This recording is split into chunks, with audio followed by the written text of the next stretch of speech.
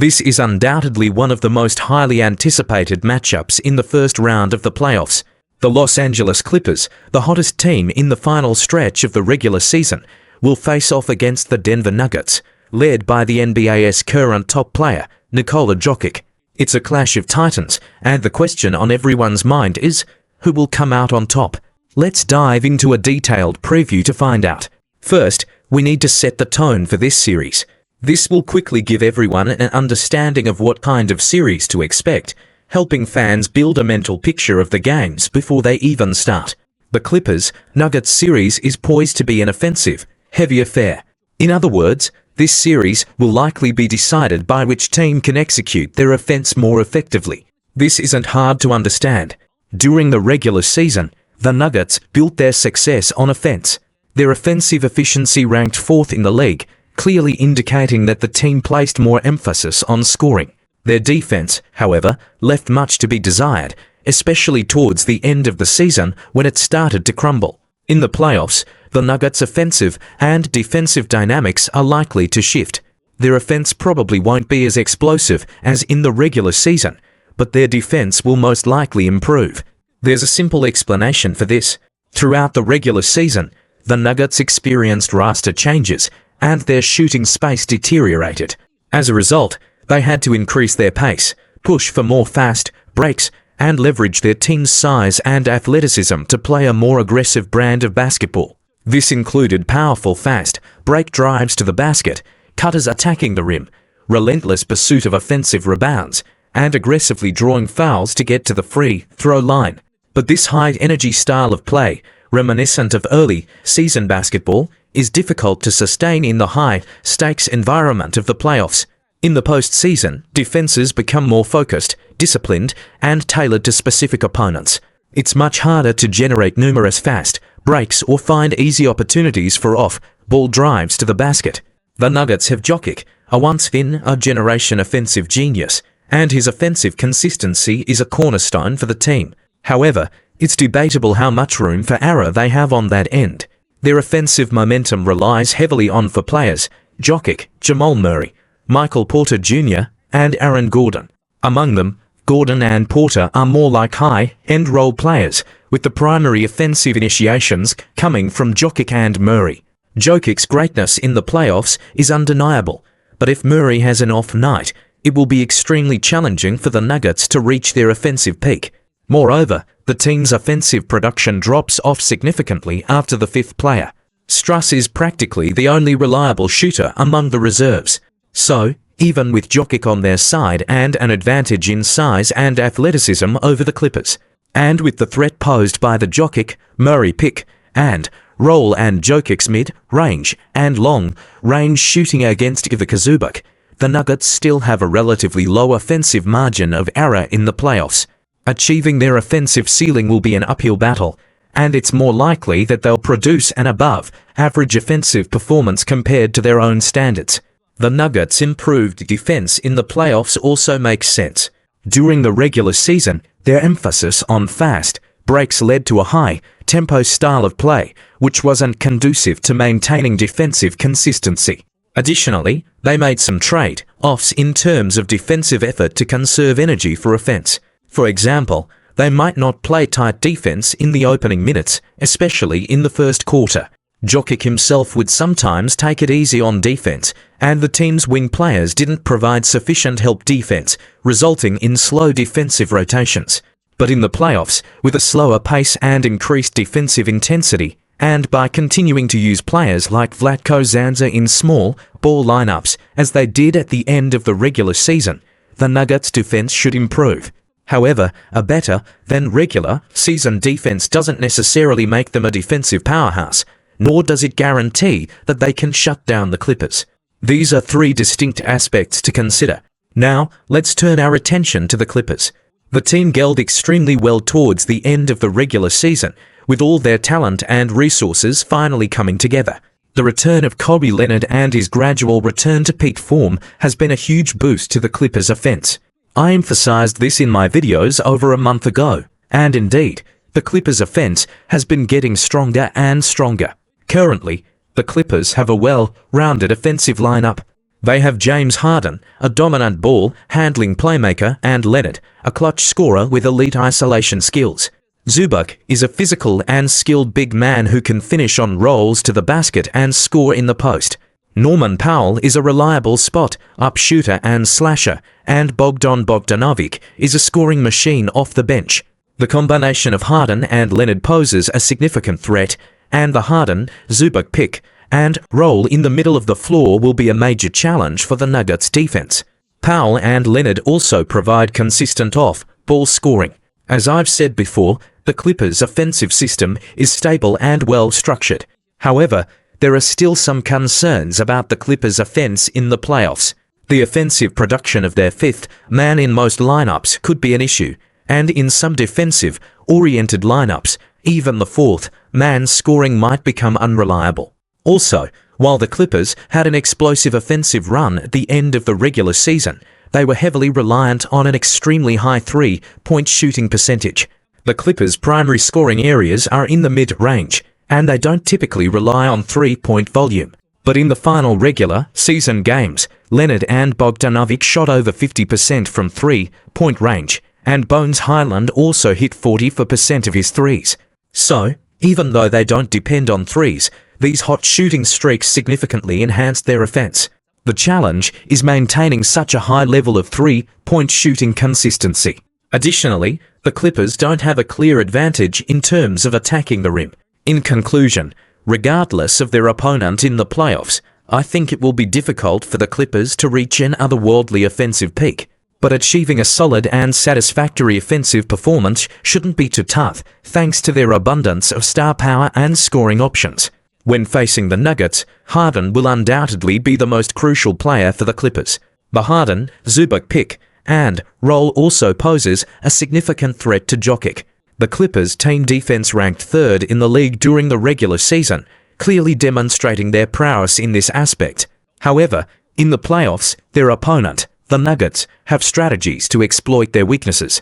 For instance, the Jokic-Murray pick and roll can target Zubac, with Jokic pulling Zubac out to the perimeter near the three-point line, clearing the paint. As a result, it will be challenging for the Clippers to completely contain the Nuggets. They can only try to limit them by exploiting non-shooting threats, maintaining aggressive transition defense, controlling the pace, and forcing the Nuggets into a half-court offensive quagmire. In summary, this series is unlikely to be a defensive slugfest, nor will it be an all-out offensive shootout with extremely high scoring ceilings. Instead, both teams are likely to deliver above-average offensive performances relative to their own standards. Now, let's delve into the specific matchups and game details. First, let's analyze the Clippers' offense against the Nuggets' defense. Barring any surprises, the Nuggets' defensive matchups will likely be as follows: Murray on Powell, Brown on Harden, Porter Jr. covering Kennard with help, defense responsibilities, Gordon using his size to guard Leonard, and Jokic taking on Zubac. This is a fairly standard set of matchups. We'll discuss later whether the Nuggets have the resources to execute mismatched defenses. In normal matchups, the Harden-Zubac pick and roll is an overwhelming threat to Jokic. Brown isn't an elite perimeter defender, especially when it comes to fighting over screens. If Jokic follows the traditional strategy of hedging with the ball handler to disrupt Harden's pick and roll, i.e. stepping out to apply pressure, his weak side will be exposed. Harden is excellent at finding Zubac with precise passes. Once Zubac catches the ball behind Jokic, facing the Nuggets' smaller rim protectors, his scoring probability could exceed 60%.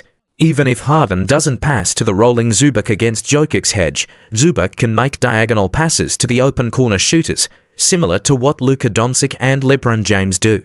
Jokic's aggressive hedging strategy simply can't stop Harden's accurate and timely passing. With Zubac's imposing roll to the basket and the threat of corner shooters, combined with Harden's individual ball handling ability, the Nuggets' conventional pick and roll defense, where Jokic hedges or soft traps the ball handler, is ineffective against this duo.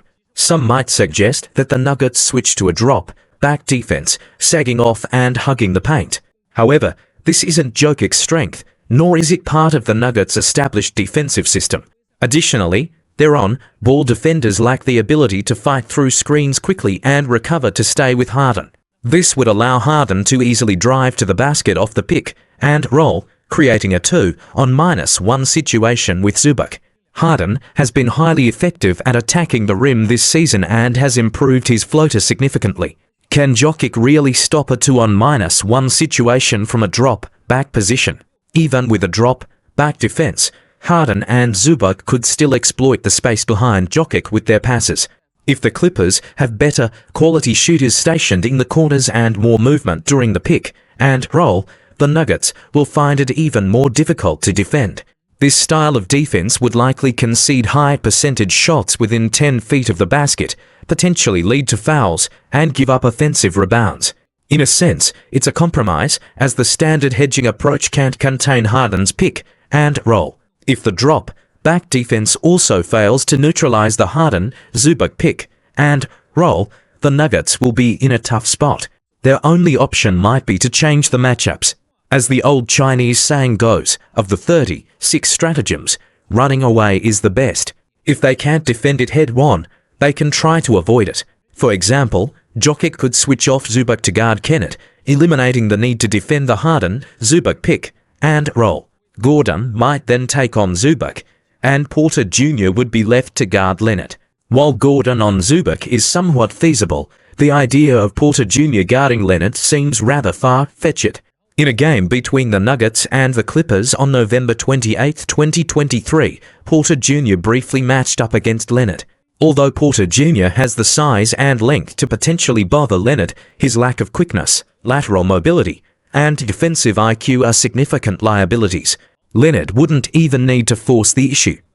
A few off-ball screens would likely leave Porter Jr. lost. Personally, I find it hard to envision this matchup working effectively. Another alternative could be Jokic on Kennard, Gordon on Zubac, and Brown on Leonard, but the resulting matchups of Porter Jr. on Powell and Murray on Harden also seem ill-advised. So, if the Nuggets can't effectively limit the Harden-Zubac pick and roll with their normal matchups and strategies, changing the matchups won't offer a viable solution either. Throughout this series, the Harden-Zubac pick and roll is a lethal weapon, almost like a dagger aimed at the Nuggets' heart. Of course, if the Nuggets manage to contain this pick and roll, the Clippers have other offensive options. Let's not forget about Leonard's individual scoring. His isolation plays and post-ups against Murray are excellent alternatives. Powell is also a threat, capable of punishing Jokic both with and without the ball. And if all else fails, Harden can target Porter Jr. or Murray in isolation situations. In conclusion, when considering the Clippers' offense against the Nuggets' defense, the Clippers have an abundance of scoring options. Their primary offensive weapon is the Harden-Zubac pick and roll, but they also have numerous fallback strategies, even accounting for potential turnovers and the possibility that their three-point shooting in the playoffs won't match the blistering pace of the regular season finale. They should be able to maintain a solid, above-average offensive performance. Can the Nuggets' starting lineup outscore the Clippers? Let's look at the most likely set of matchups: Harden on Gordon, Kennard on Murray, Powell on Porter Jr., Leonard providing help defense while guarding Brown, and Zubac facing the daunting task of defending Jokic. Zubac will undoubtedly face significant pressure in this matchup. Additionally, Harden on Gordon and Powell on Porter Jr. put the Clippers at a size disadvantage in these two matchups. The average height and size of the Clippers players at the 1, 2, 3, and for positions excluding Ivica Zubac are decent, but the team lacks a large-bodied power forward who can effectively protect the rim. The entire team relies heavily on Zubac's rim protecting ability. Once Zubac is drawn away from the paint by Nikola Jokic, the Clippers' interior defense will be severely compromised, and the Nuggets could exploit the space under the basket. This is the biggest in the Clippers' defense against the Nuggets. In the second regular season meeting between the two teams this season, the Nuggets used this strategy to pull Zubac out of the paint, clear the lane, and attack the basket with cutters, which proved to be effective. When Zubac is drawn out, the rest of the Clippers players must maintain high focus on off-ball defense and quickly recover to protect the rim. Although this tactic can be damaging to the Clippers, the offensive output from off-ball cutting has a limited ceiling in a single game. I think it will be quite challenging for the Nuggets to replicate the same level of rim attacking production in the playoffs as they did in that second regular season game. When the Clippers defend Jokic's high post playmaking and switch on all for other players, there's a chance that Norman Powell might end up guarding Aaron Gordon, a matchup the Nuggets could potentially exploit. Even in normal starting matchups, Powell guarding Michael Porter Jr. could also be a vulnerability due to the size and height difference between them. However, as mentioned before, it's difficult to achieve extremely high offensive output solely through off-ball plays. To truly overpower the Clippers, Jokic and Jamal Murray will need to rely on their individual isolation scoring in half-court settings. Zubac's one-on-one defense against Jokic isn't as ineffective as some official stats might suggest. He can still limit Jokic's offensive production to some extent. Murray has had a relatively average performance in the 4 regular season games against the Clippers. Firstly, the Clippers have Bones Highland, an excellent screen-fighting defender, to guard him, which disrupts his pick and roll chemistry with Jokic. Secondly, the Clippers' perimeter players have decent size, leaving Murray without obvious mismatches to exploit. Additionally, the Clippers apply strong pressure in the middle of the court, and Murray's mid-range shooting isn't always consistent. Overall, Murray is likely to have a solid but unspectacular performance in this series. Moreover, the Clippers need to control turnovers, focus on transition defense, and slow down the overall pace of the game. The Nuggets have superior athleticism, excel in fast breaks and early offense situations, and thrive in chaotic gameplay. By reducing offensive turnovers and lowering the tempo, the Clippers can conserve Zubac's energy, as his playing time is crucial to the team's success. In summary, Jokic's ability to draw Zubac away from the paint is a major Achilles heel in the Clippers' defense. They must work together to protect the rebounds and the rim. But can the Clippers change their matchups and deploy a different defensive strategy? Is it feasible for them to implement mismatch defenses? If they want to start with a mismatch in the opening lineup, Kawhi Leonard would be the only player who could potentially guard Jokic. However, this would place an enormous burden on Leonard. While he might have been able to handle such a task in 2019, currently, Leonard can probably only match up against Jokic for the last few minutes of a game. Such a mismatch isn't practical for the starting lineup or regular playing time. Thinking through the Clippers roster, the only other forward who could potentially guard Jokic is Nicolas Batum. Some might mention Ben Simmons, but he isn't suitable for defending centers. Regarding Batum, there are several issues. First, he has limited experience defending centers, and I can't recall him ever guarding Jokic. He's more adept at help, side rim protection and guarding perimeter players. Second, if Batum is used, should his playing time be increased? And if so, whose minutes should be cut? Playing Batum makes sense only when paired with Zubac for mismatch defense. If Powell's minutes are reduced, the team's offense will suffer. If Highland's minutes are cut, the on-ball defense will weaken. While using Batum to guard Jokic in a mismatch could be an option, it's a difficult strategy to execute. It's more likely that the Clippers will use him in the closing lineup instead of Powell. So, during the starting phase and regular playing time, the Clippers may not be able to rely much on mismatch defenses. We've already analyzed the starting lineup matchups. Now, let's discuss the transition periods, typically the end of the first and third quarters and the beginning of the second and fourth quarters, when a mix of starters and bench players from both teams are on the court. To understand these transition phases, we need to know the following. For the Clippers, Harden leads the team at the end of the first and third quarters, while Leonard takes over at the end of the second and fourth quarters. For the Nuggets, Jokic plays the entire first and third quarters, and Murray leads a small ball lineup at the end of the second and fourth quarters. Jokic is likely to play 5 to 10 minutes more than Zubac in a single game. So, if the Clippers don't adjust their rotation, there will be a vacuum period at the end of the first and third quarters when they lack a center to match up against Jokic. The Clippers could adjust their rotation, for example, by having Zubac play the full first and third quarters to stay with Jokic. But this would mean Zubac gets more rest at the start of the second and fourth quarters. During the first half of these quarters, Leonard might lead a small ball lineup that will face Jokic's larger lineup. No matter how they adjust the rotation, there's a limit to Zubac's playing time. And Jokic, with his extraordinary stamina, is capable of playing multiple overtimes and scoring over 60 points in a game.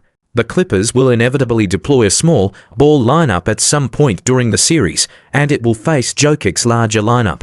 At first glance, it seems like Jokic and the Nuggets would have the upper hand in such a matchup, but the reality might be different. Firstly, the Nuggets' bench players are relatively mediocre.